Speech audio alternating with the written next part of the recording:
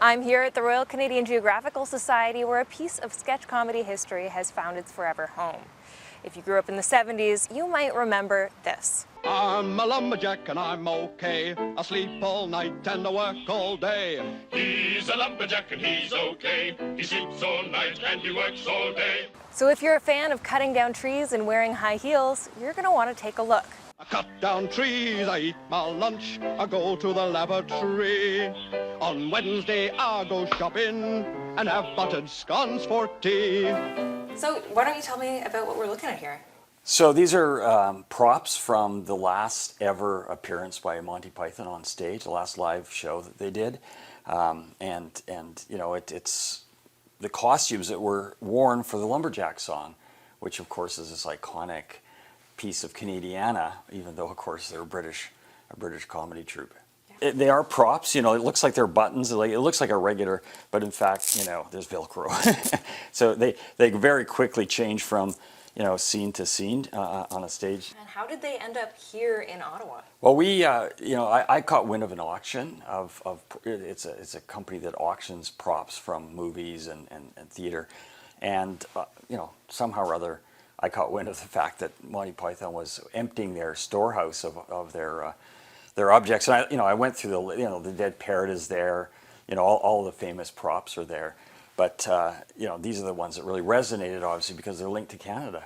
Yeah, why these ones specifically? Well, I mean, the lumberjack song, of course, references British Columbia.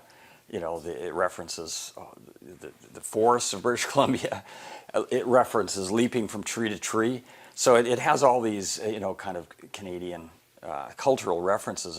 And Monty Python, you know, although British, really broke internationally in Canada. The CBC was the first broadcaster outside the UK, and they did a national Canadian tour. The first foreign tour was of Canada. So, you know, really these are tied to this country in a profound way. And Michael Palin, who of course sings the lumberjack song, is one of our fellows as well. So, you know, there's a great connection there.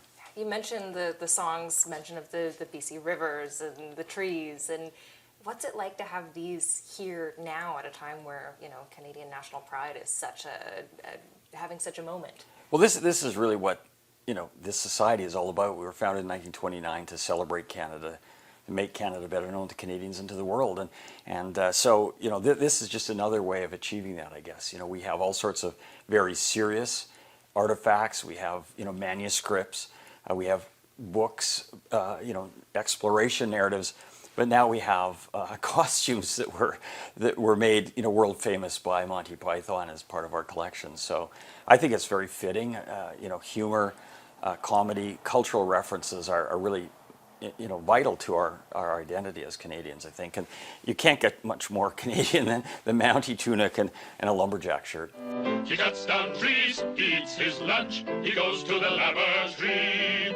On Wednesday he goes shopping and has buttered scones for tea.